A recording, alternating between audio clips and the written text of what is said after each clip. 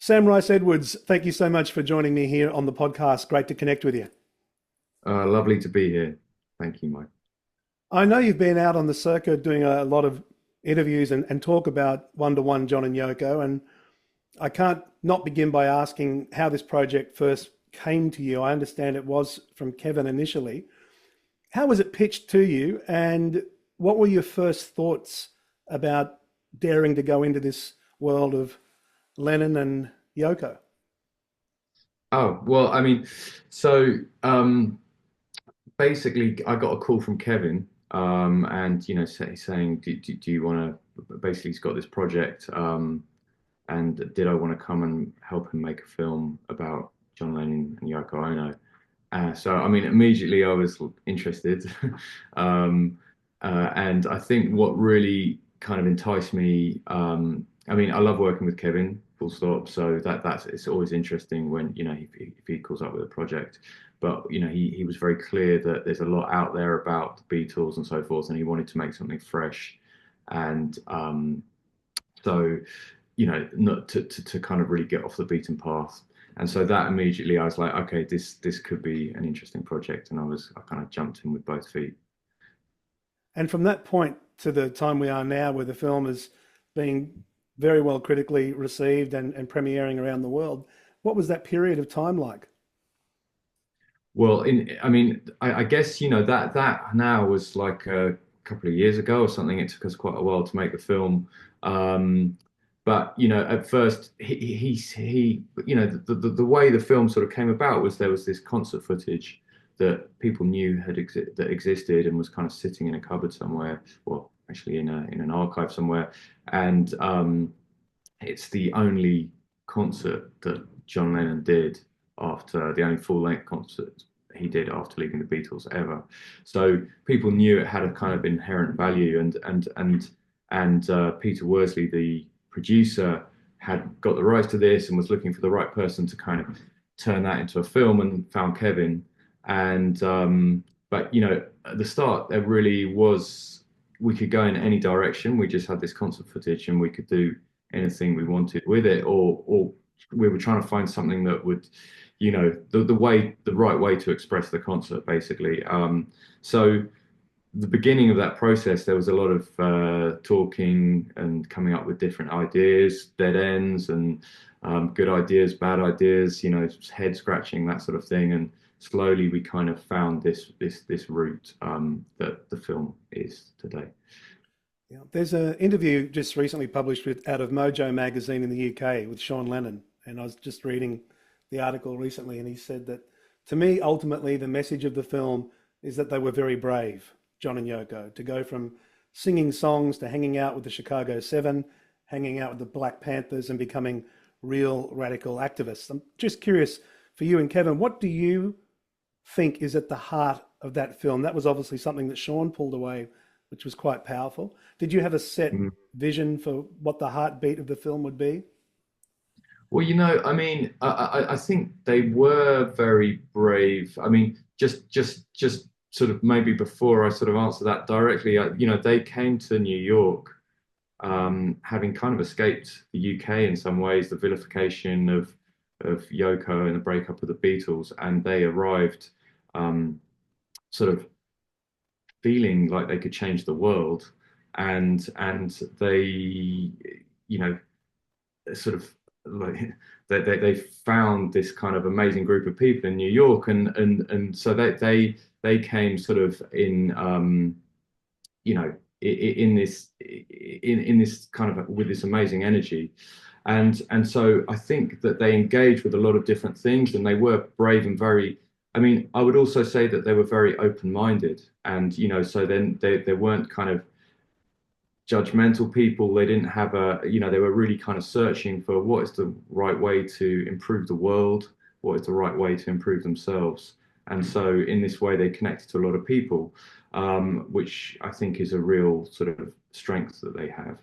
And I think in terms of, to sort of try and answer your question more directly, in terms of what we thought was at the core of the film, we felt we weren't trying to force a kind of narrative on it. We didn't have maybe a very clear idea beforehand, or what as we were making it, as to what the core was. We felt if we could present the world that they were in Mm. 1972 and allow the viewer time to really kind of be with John and Yoko as they were away from the public eye and in the public eye, it would give people a chance to sort of get to know them in a way that hadn't been done before.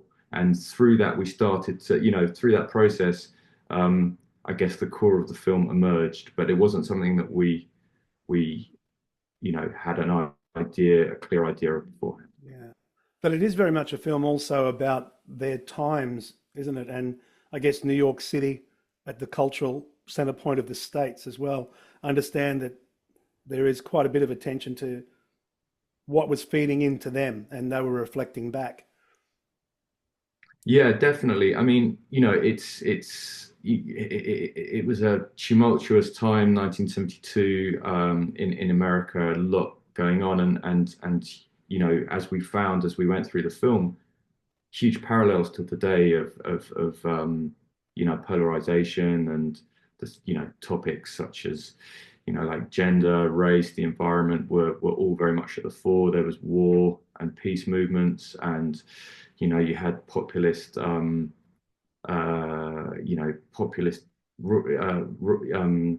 politicians kind of making headway, and Nixon in a way embodies that in some ways.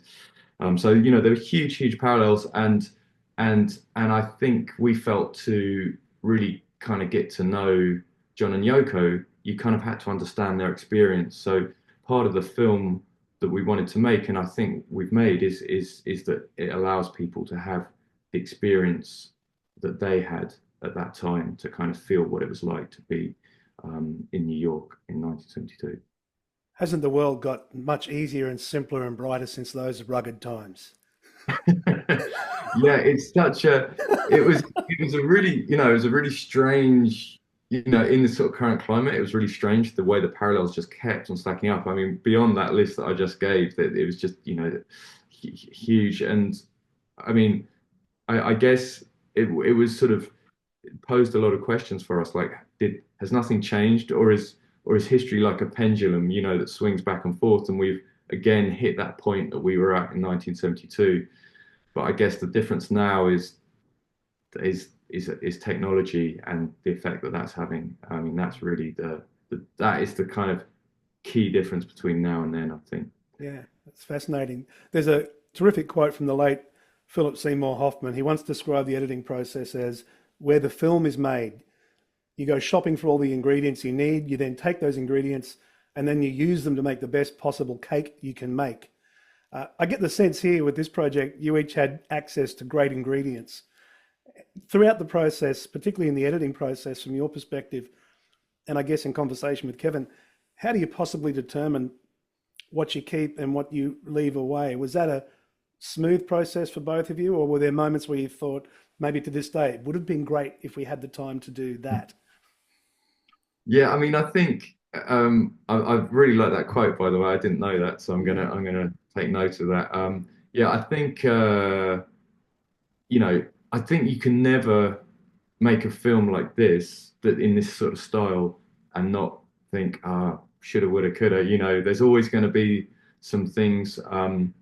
But I mean, in terms of the process, there was, yeah, we had a lot of good, interesting footage from many sources. It was a sort of ongoing,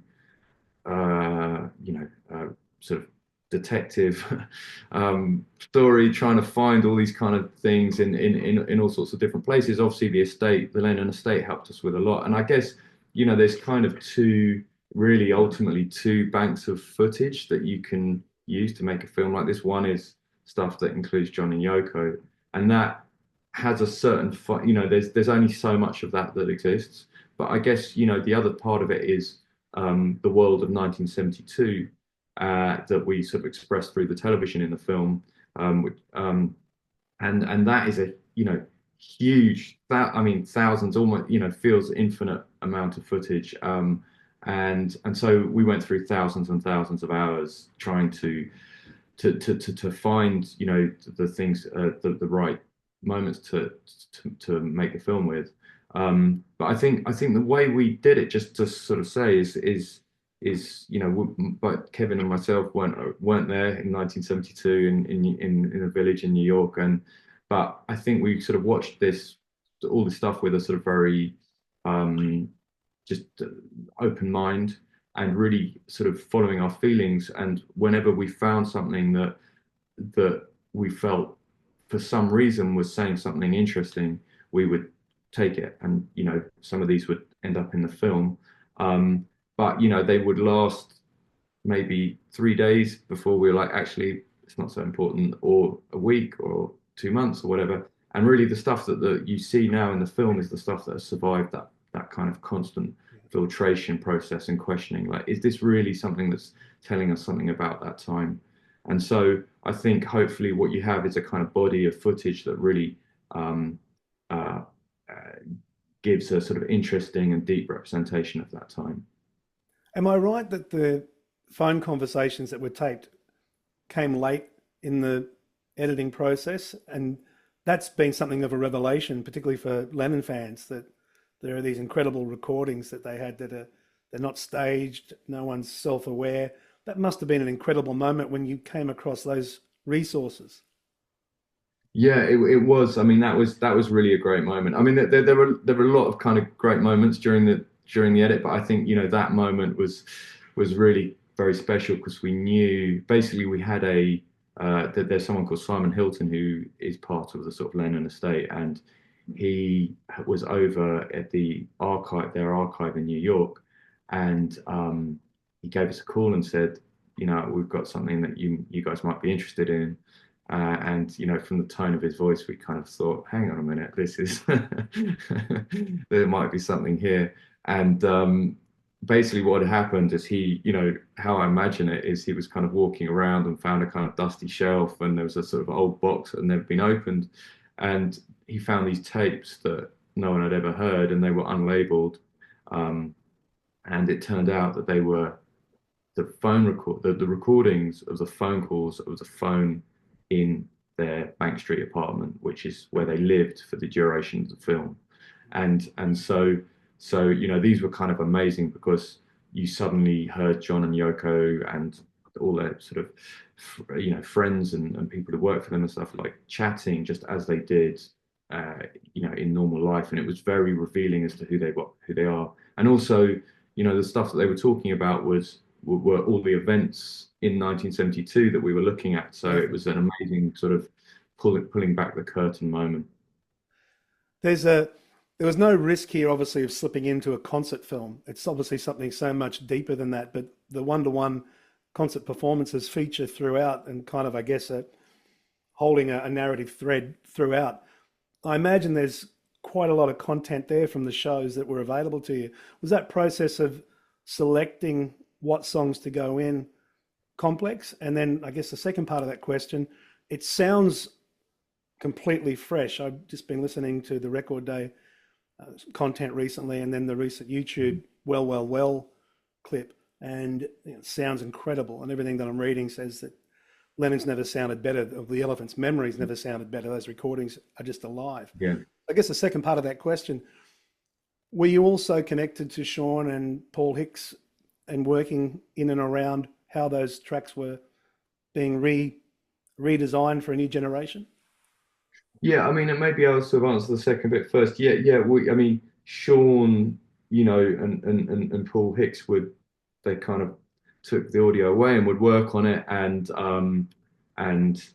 we would hear iterations of it, and it was like, I mean, the story behind it is that basically the people recording and filming the concert were actually were completely high and off their head, so so there were a lot of mistakes made during the kind of recording, and so by obviously the advances in audio technology and stuff that have happened over time meant that Sean could really kind of go to town with it and do a sort of beautiful job on it, which I imagine must be also extremely emotional for him, working on his father's music like that and bringing it back to life. And the we heard iteration after iteration, and it was like better and better and better, and then in the final mix, it kind of blew us all away because we were like, wow, okay, they've done an amazing job here. Yeah. Um, but I guess like in terms of the footage side of the concert, again, we were affected by the way it was filmed and a lot of very strange decisions, like stuff out of focus for 20 minutes for no particular Wow. reason. So, yeah, and but in a way, it actually kind of helped us because we were clear we didn't want to make a concert film, a traditional concert film, and we also didn't want to cut the concert sequences in what I mean, if there is a kind of traditional way of cutting concert films, but we didn't want to sort of fast-paced cut in the concert areas. In other areas of the film, it's very fast-paced, but we wanted to connect to John and Yoko emotionally, so we left very long shots of them, often close-ups, and we felt this would allow the viewer to kind of connect to them in that moment a lot more, and also maybe have the feeling that you're at the concert a little bit more because obviously when you go to a concert, it's not cutting in front of your eyes, you're just kind of looking at something for a long time. And I think we found that was really effective, so that's kind of why we've ended up there. Did John become clearer to you as a personality beyond celebrity the more that you sat in the editing process and dug in and moved things around? Did you start to get a sense of the man? From people that I talk to and things I've read, I hear a lot that from people that worked with him as well have said who he was the guy that you see and hear. He's in the lyrics, he's in the performances, he's in the Mm. interviews. There's no artifice. Just curious, what was your discovery of the man for you personally as you went through that process? Yeah, I mean, it's funny. I always find this question kind of tricky to answer in a Mm. very clear way because I mean, for sure, my understanding of him went from a kind of two-dimensional, um, slightly vague idea that I'd had from sort of, the press and so forth, to a three-dimensional uh, character. But, with that comes complexity as well. So, when I try and answer that question, there's a lot of kind of thoughts, oh, these bit like this, bit like this. But I mean, there are definitely things that stood out for me that I hadn't expected. Well, no, I just didn't know. I mean, I'd say one is he's very I think he was very clever, and I think he was very open-minded, and would sort of try things and jump into things in a kind of an amazing way. So he, for example, connected to the Maharishi and went headlong into that, and then Primal Scream and went headlong into that, and then came to New York and basically went headlong into politics and also as I said sort of earlier, sort of very open-minded in terms of who he spoke to and you know I think you could say he sort of treated everyone as equals, Mm. and I think that was something very lovely to kind of find about him. But I mean, I guess there are many things I could say, Of but I course. guess another thing is that I also felt that he was maybe someone who was kind of searching to understand who he was. He'd obviously had a very difficult upbringing with his, not really knowing his parents, and and I think that affected him a lot. And I think a lot of these things that he went through, such as the Maharishi and Primal Scream, and these different hats that he put on with, he was kind of searching for answers for himself in a way. Mm. But I think he's quite open about that. When you actually like to dig into what he's saying and stuff, he's not trying to hide any of that. He's someone who is happy to show himself, sort of warts and all, Yeah. and I think Yoko's similar. They that as they're humans, they're flawed like Yeah. anyone, but I don't think that they are scared to kind of show their flaws. And I guess you could say that's kind of you can see that in some of the stuff they did for example, the record cover that they put out themselves naked, I think was kind of symbolic in a lot of ways. Yeah, I think Yoko certainly unlocked John and gave him permission to be an artist proper and kind of move wherever he pleased. Yoko's always come across to me with an incredible sense of stoicism and forward facing. This was a tumultuous time for her with the kidnapping of her Yeah, daughter, Kyoko, and there's a lot happening in her own life. As you say, the treatment from the UK press at the time was unlike yeah. anything we'd ever seen before. Has this process for you given you a little more deeper appreciation for her? Definitely, definitely. I mean, I had the same sort of process of going from a two-dimensional person to a three-dimensional person, but I think you've kind of hit the nail on the head in some ways of stoicism and strength. What she was going through with her daughter, with the vilification of the press, also having sort of, she was a very progressive avant-garde artist who was kind of breaking the mold in many ways, but wasn't always taken seriously because she was a woman, in a kind of male-dominated area, and so she was dealing with a lot, but still managed to engage and sort of in this kind of amazing, energetic way with the world um, and thrive and so I think that is something that really stood out for us is how strong she is, and I think another thing that really kind of shone through for me and for Kevin is the fact that she has this, I mean this in a positive way, a kind of childlike view of the world, a kind of, again, sort of very open-minded. I guess you could say that her and John shared something in that they somehow had the power or, their life had led them to be able to step out of kind of what you might call social conditioning so that they kind of viewed society and things and people in a very kind of um, childlike, open-minded, Yeah. playful way, and but also questioning. I think always questioning.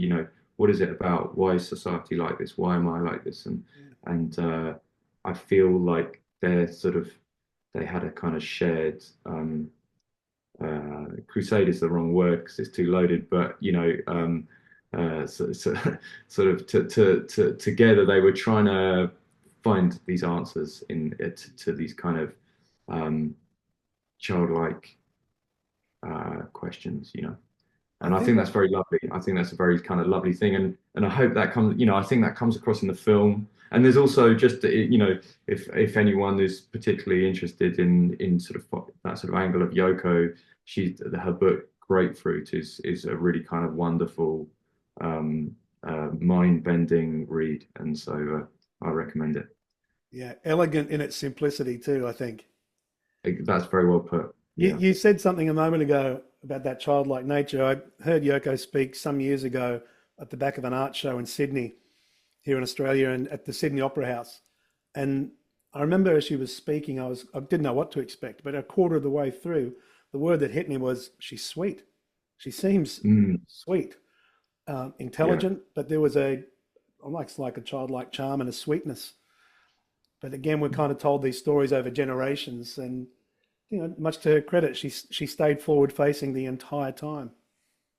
Yeah, I think what was really interesting making the film was every now and again we would bump into a bit of, I think that sort of vilification that she experienced has echoed through time. It's not so present now. It's not so, it's not like a kind of hot topic or anything, but just little elements of it. And you think, oh, that's funny. Somebody says something, or and you think, oh, why are they saying that? And I guess, it just felt like, you know, basically it's still around in little pieces in the ether, and and I think one thing that was actually really lovely, once we had made, Sean and the estate didn't have any kind of, they were helping with the musical side, but they didn't have any sort of say over the film. That we had a complete free reign, and Kevin, his stature in the industry, they really respected.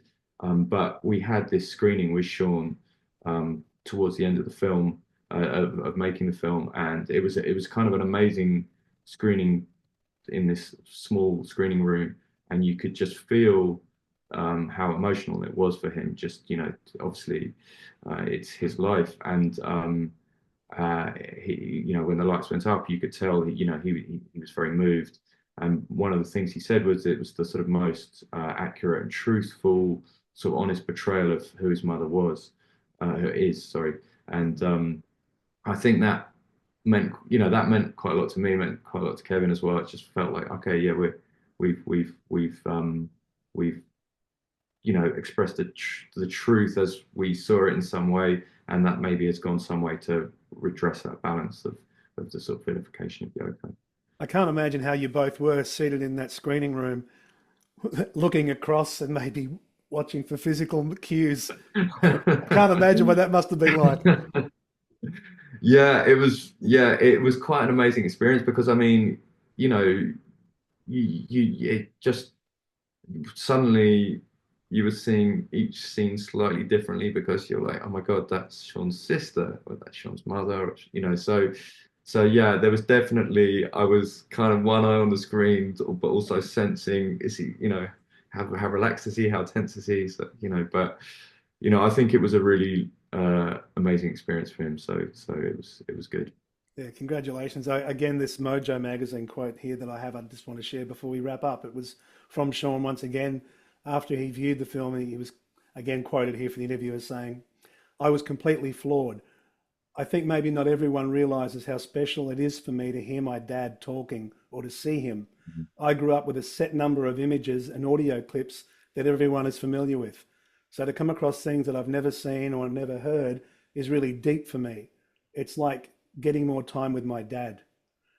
And it's interesting, the beauty of that Wow. quote, when you distill it all down, it's just a son missing his father, who he never got a chance to know. When you Yeah. strip all the celebrity out of it, and again, just a really elegant way to articulate the power that the film had on him.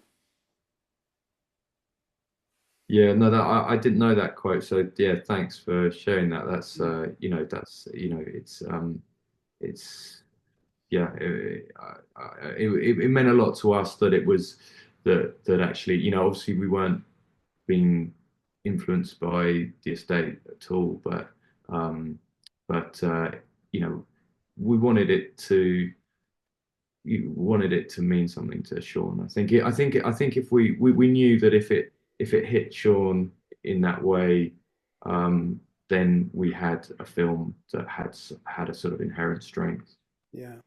We get the film here in Australia in June, and I'm hearing that IMAX is the way to experience this. Have you sat in an IMAX theater and enjoyed this? Yeah. Yeah, I think it's great because I think it's just so huge, and I think it really brings the concert to life as well. Just seeing it at that scale. I mean, IMAX is a great experience anyway, so I think it works really well in the IMAX, uh, and the sound's great as well. So I recommend. But it also does work in normal theaters as well. So the main thing is get to see it. Yeah, get out there and see it. What do you hope ultimately people take away from One to One, John and Yoko? Well, I mean, I think maybe a couple of things. One, first and foremost, just a deeper understanding of John and Yoko in is in a very simple way. Getting to spend time, as I said, we tried to make something where we haven't forced a narrative, and people can, in a way, come to their own conclusions through the film. Yeah, But it's a chance to really get to know John and Yoko in a way that maybe hasn't been possible before in films, and so I think that can be quite a special experience. And also the fact is, it's a chance to, in the current climate, to go and for 90 minutes to experience 1972 through the eyes of John and Yoko, and it's a kind of palate cleanser, but also really interesting perspective on now. And I think it poses a lot of questions and maybe hopefully gives a few answers to where we are at the moment. yeah, good on you, Sam. What's ahead for you from a filmmaking perspective? Are there new things on the horizon? Yeah, yeah. But another project with Kevin is Oh, on the wonderful. horizon, so that's exciting. Yeah, I imagine you guys almost have a shorthand now. creatively.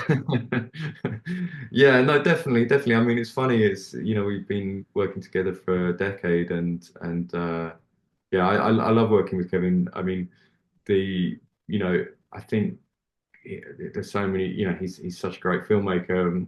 And just picking one thing out that I really love about the process is that he's not someone who arrives with a um, very definitive sense of what a film should be. He's very much someone who's like, let's feel our way forward and feel where, instinctively gravitate towards what the story is. So you kind of find the story as opposed to kind of forcing it. And I find that process very inspiring. So Yeah. yeah, It's a brave and hopefully bold way to approach the process too, isn't it? yeah, I think it is, and I think that I think that's exactly it. He's yeah, he's got guts in terms of filmmaking. I know you've been busy doing podcasts and getting out and talking about the film, and I want to thank you for taking a bit of time out of your life to join me here and do that again with me here in Australia. It's a real pleasure, and nice thanks, and yeah, love to do it again one day. Absolutely. All the best for everything ahead. Brilliant. Thanks, Michael. Take care.